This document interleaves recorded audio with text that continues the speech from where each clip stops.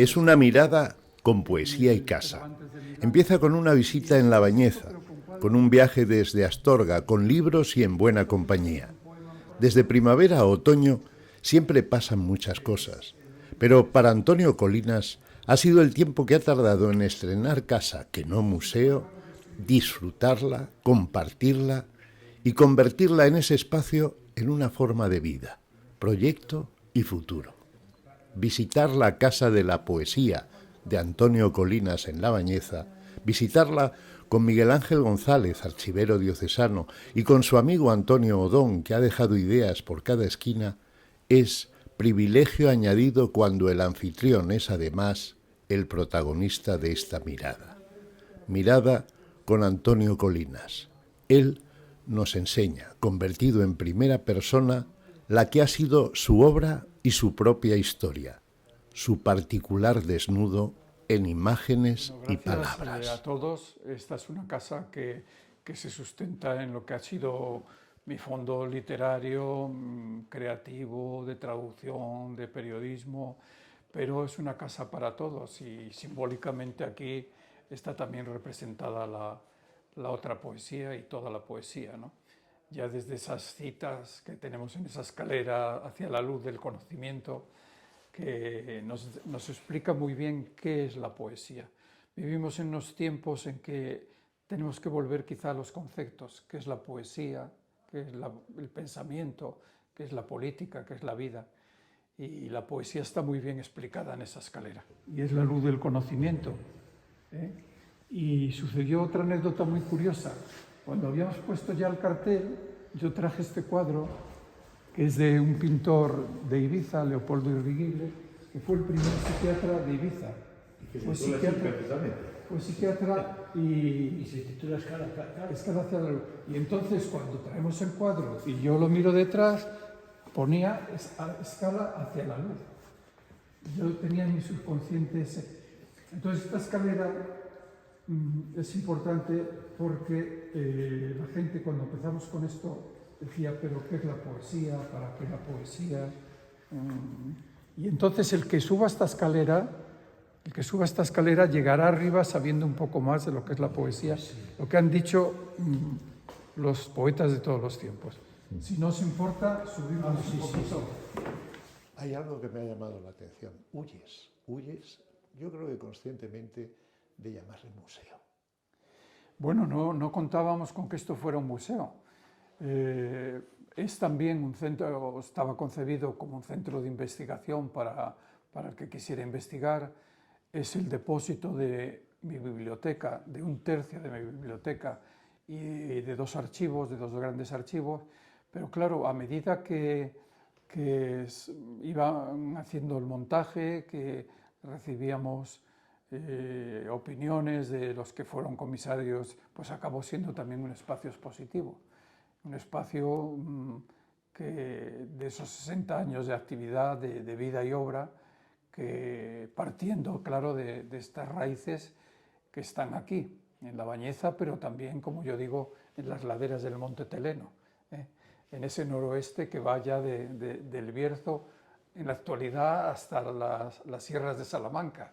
Yo soy también medio zamorano, mi madre era vidrialesa, y pues todo este territorio, que es curioso desde la objetividad también, que es el territorio del antiguo conventus asturiacense, pues es donde yo me he criado y donde está el origen también de mi obra. Lo que pasa es que yo he procurado universalizar, difundir, también por mis vivencias viajeras.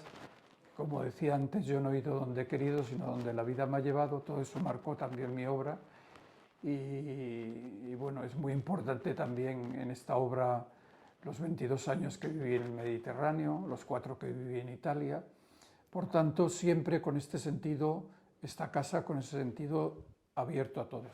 Pero, además, Miguel Ángel, si te das cuenta, aquí copiamos un poco vuestra manera de presentar en la iglesia, ¿no?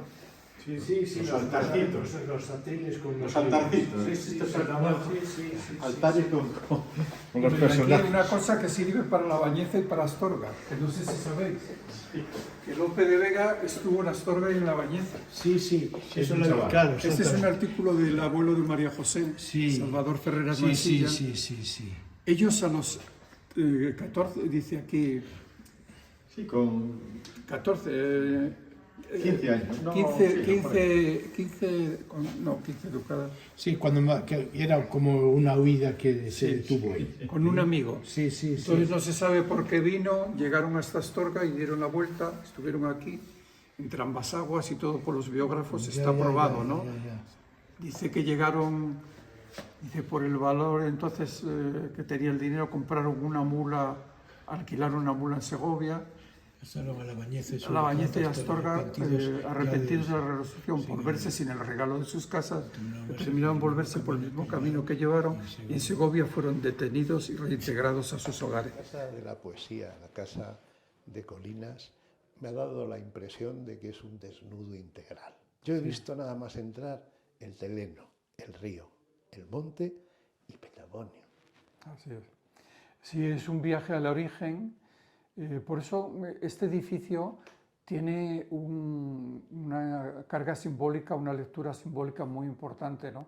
Ahí está el origen en las primeras fotografías, el origen también de nuestra cultura, esos espacios que ya Ptolomeo en su mapa reconocía a Petagonio y Astúrica Augusta, y sí fue un desnudarse porque sí fue ir hacia atrás, había mucho material, cómo se iba a resultar esto. Mi hija me decía, no va a entrar todo lo que hay, otros me decían, entra demasiado, no sé. Quiero decir que lo primero que dicen todas las personas que vienen al salir es, dicen, no me esperaba esto.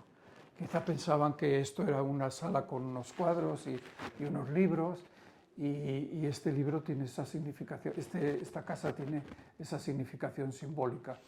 Y esto tenemos aquí que es muy curioso. Cuando me dieron el premio nacional, pues el diario 16 hizo una votación entre los lectores para que se eligieran a los 32 intelectuales de aquel momento. Y entonces salieron, en fin, está aquí Umbral, Delibes, Hierro, Bueno Vallejo, Sabater, Plácido Domingo. Y además lo hicieron de una manera muy científica, aplicando una fórmula. Entonces, donde la F es la fama, la C es la creatividad, la P son los premios y las distinciones que han tenido, y la R es la resonancia que han tenido en la comunicación y los medios. Y así salieron todos los 32. Pero hay consagrados, hay jóvenes como esta Rosa Montero, Antonio Galdes, Ana Belén, Antonio Gala, no sé, Ana Belén Plácido también Domingo, empezaba entonces. mi pariente. Nos has hecho subir hacia la luz. Esa escalera os enseñará lo que es la poesía. Pero me ha llamado también la atención de que hay poesía, novela, ensayo, crítica y, lógicamente, por lo que me toca, periodismo. Has tocado todas las varas, pero además parece que has venido subiendo de escalafón. ¿Es intencionado? ¿Ha sido intencionado tu diseño de lo que es la Casa Poesía? Bueno, yo he sido lo que se reconoce como un escritor o un creador, pero ante esa pregunta que siempre nos hacen de qué vive el escritor, pues yo he dicho que el escritor vive de la escritura y de sus anexos. Entonces, un anexo para mí muy importante ha sido la traducción. Yo la reconozco como mi segunda traducción. Y ha habido años muy complicados, que me veo traduciendo de noche a destajo, porque las traducciones, he hecho traducciones placenteras, la obra de Quasimodo, Leopardi, pero también ha habido traducciones que he hecho a plazo fijo, trabajando mucho. Y como yo digo, cuando uno traduce 5 o 6 horas empieza a notarse raro, pero ya cuando has traducido más horas te echa humo la cabeza. Y aquí hay dos cosas que están un poco fuera de cronología, porque son estos dos premios que he tenido. pero que te encajaban en la parte italiana. Claro, pero que no... Tengo que decir algo que no debía decir, que soy el único escritor español que tiene estos dos galardones. Este es un premio para el mejor poeta mundial de poesía. Sí. Aquí están todos los que lo han tenido, desde Adonis, Bonnefoy, Enzenberger, hasta el 2009, que está un Vallecano, o iba a decir algo de la diócesis para que quedara completo. Y luego el Dante Alighieri, que se me entregó en el Senado de Roma, que este es un premio también universal, pero para escritores, o sea, no solo poetas, y aquí está la justificación, aquí está más bien en síntesis, que son hechos, pero quiero decir que no ha sido así. Hasta en eso yo creo que por lo menos es lo que te han reconocido y por eso te han premiado y por eso han dicho casi que escribías mejor que Quasimodo. Es decir, has sabido crear cuando traduces. Sí. Yo se puede decir cualquier cosa de mí, pero no que no haya trabajado. Eso es verdad. Y lo que nunca esperé es que con aquella labor de traducción que yo hacía por las noches después de comer, María José, mi mujer, me decía para allá, que un día me dieran el Premio Nacional de Traducción en Italia. Me lo dio el Ministerio de Asuntos Exteriores de Italia. Y bueno, el periodismo, pues yo sobre todo lo he ceñido a la crítica literaria, ya desde los tiempos de Ínsula. Bueno, a los 16 años escribí en el Adelanto Bañezano mi primer artículo. ¿Y qué artículo era este? Pues un artículo el año 62 a la muerte de Leopoldo Panero. Yo tuve muy buenos profesores en la etapa esa de final de la adolescencia, y un profesor me dijo: tú que eres de allí, de León, de Astorga, de aquel territorio de la Bañeza, ha muerto Leopoldo Panero, ¿por qué no escribes algo? Entonces yo escribí un artículo que publiqué en el Adelanto Bañezano, y teníamos un grupo literario en el colegio y también di mi primera conferencia y mi primer artículo publicado a los 16 años sobre Leopoldo Panero. Luego también yo he sido... Es barrer para casa, porque yo siempre he creído que tu primer poema era en Córdoba. ¿Eso es verdad o no? Sí, eso es verdad. El primer poema que escribí yo lo escribí en Córdoba, sí. En ese momento clave que yo descubro la poesía. Todos hemos leído poesía desde la infancia, pero llega un momento en que, como yo suelo decir con humor, es un sarampión que a la mayoría les pasa, pero a algunos nos queda la poesía, que hay que entenderla muy bien, porque la poesía está con los seres humanos desde el origen de los tiempos. El mundo tiene poesía desde el siglo XXV a.C., en Sumeria, en China, en Egipto, en el Mediterráneo, y por tanto va unida a los sentimientos y a los pensamientos desde el origen.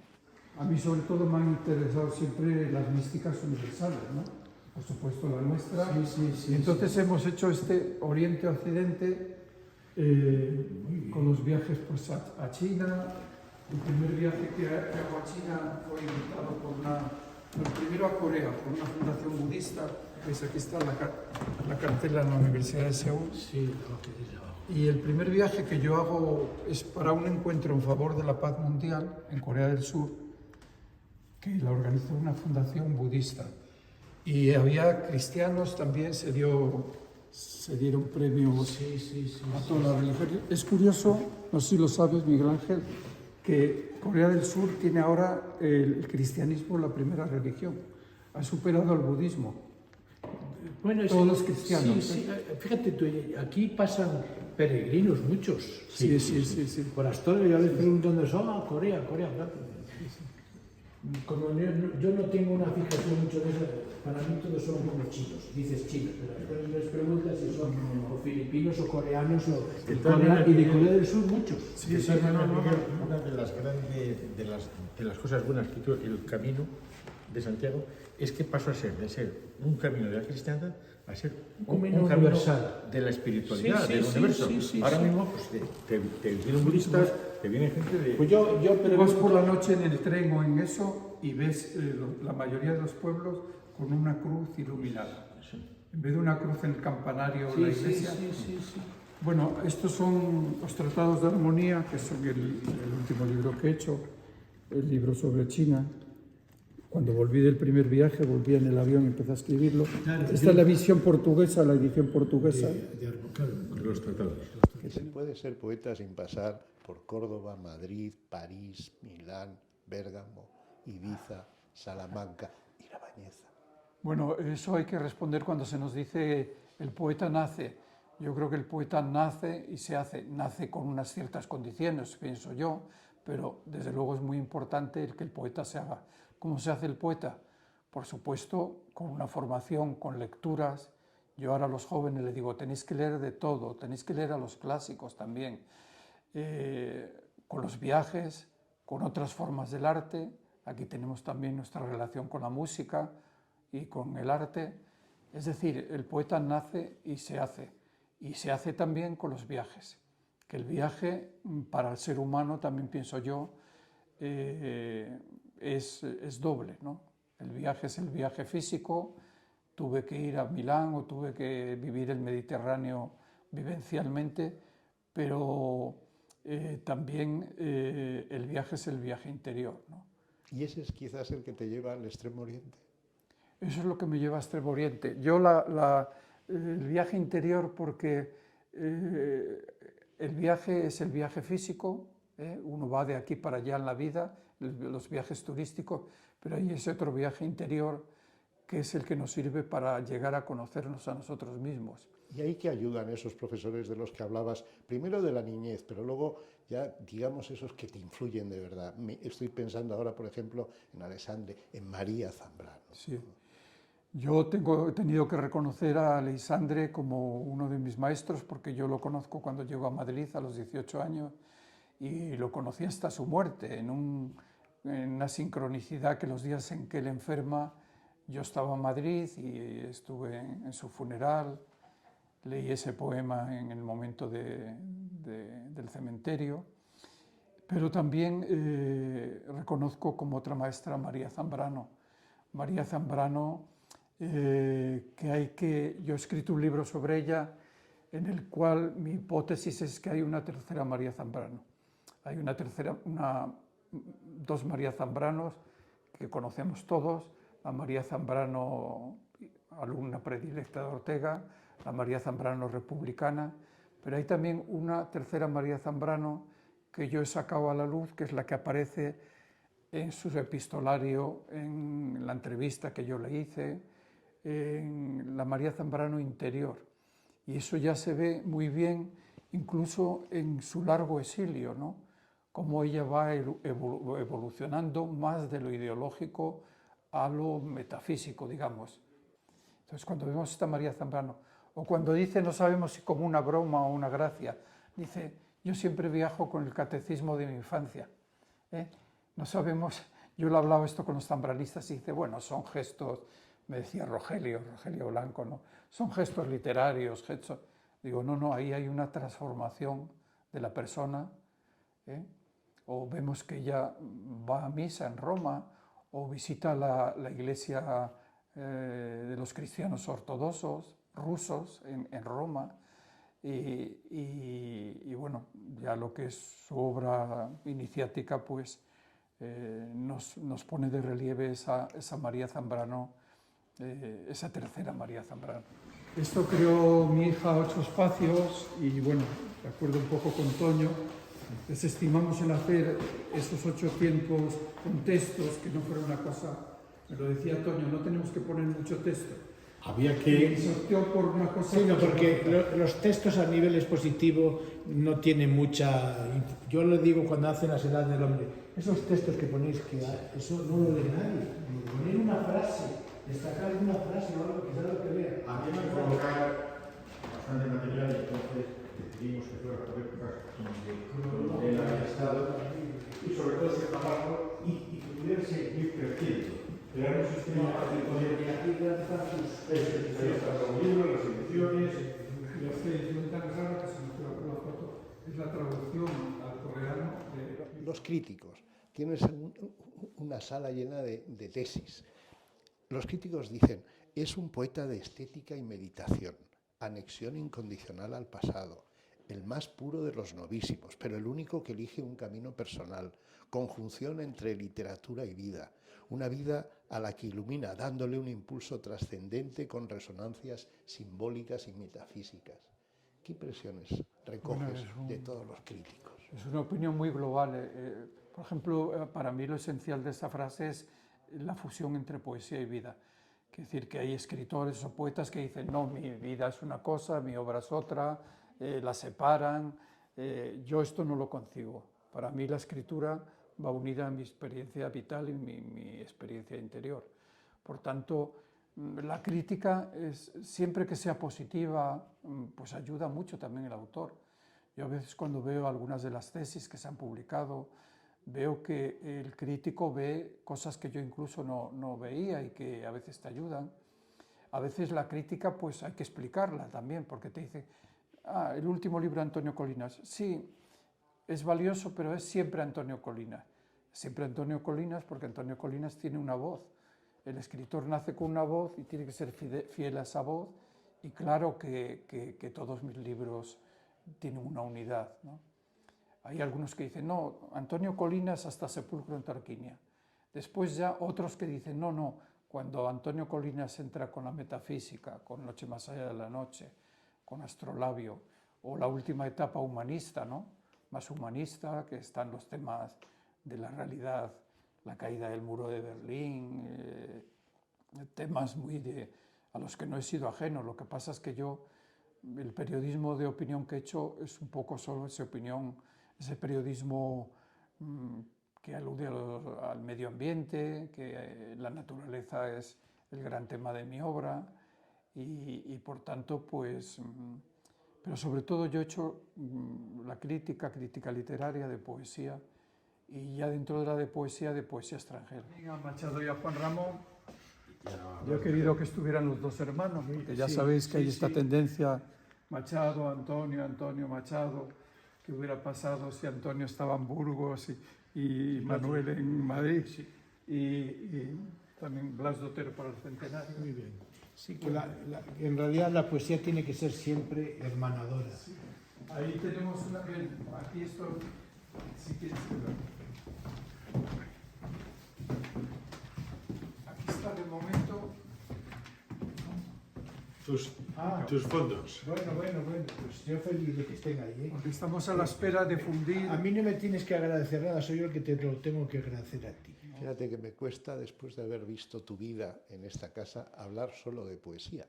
Es decir, hablaría de literatura, no distinguiría ya esos cotos que hacemos los humanos para, no sé, para así entenderlo mejor, novela, poesía, literatura. Y al final... Pero ese tema se aclara en cuanto reconozcamos que la poesía y vida van unidas, para algunas personas, para algunos, entre comillas, extraterrestres. Entonces, la poesía va unida a la vida desde los orígenes de la humanidad. Todas las civilizaciones tienen poesía. Incluso otro dato curioso, todas las grandes civilizaciones tienen poesía mística. Los sufíes, los budistas, los cristianos, por supuesto, todas las grandes civilizaciones, y ahí hay valores que son eternos. El amor, en fin, el respeto, la solidaridad. Ahora lo estamos viendo con las guerras, que falta eso, falta lo que nos une a todos. No quiero robarte más tiempo. Antonio, esto que hablamos, al final, esta vida, cuando ojeaba antes de llegar a tu casa, a esta casa de la poesía, que hablar contigo, me encontré con una página web, la página web oficial de Antonio Colinas. ¿Y cuál es mi sorpresa? Que para empezar, yo creo que hay un poema de extraterrestre. Solo quisiera escribir mis palabras con silencio, escribir el poema sin palabras. Solo quisiera musitar el poema como plegaria en silencio, de silencio. Bueno, claro, es un tema, hay una poética del silencio. Se dice que el poeta, a medida que avanzan años, va respondiendo, va siendo su poema más conciso, más depurado, menos retórico, y en ese sentido, pues, el poeta va del sentimiento al pensamiento. Eso se ve muy bien en Juan Ramón Jiménez. Los poemas primeros, sentimentales, emocionados, los romances, no pueden ser más sentimentales. Cómo va progresando su palabra, se va depurando hacia los poemas finales.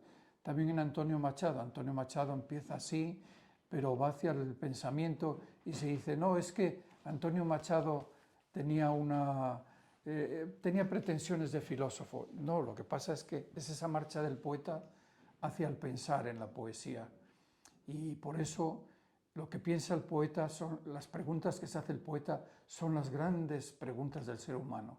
El amor, la naturaleza, el tiempo, lo sagrado, lo profano.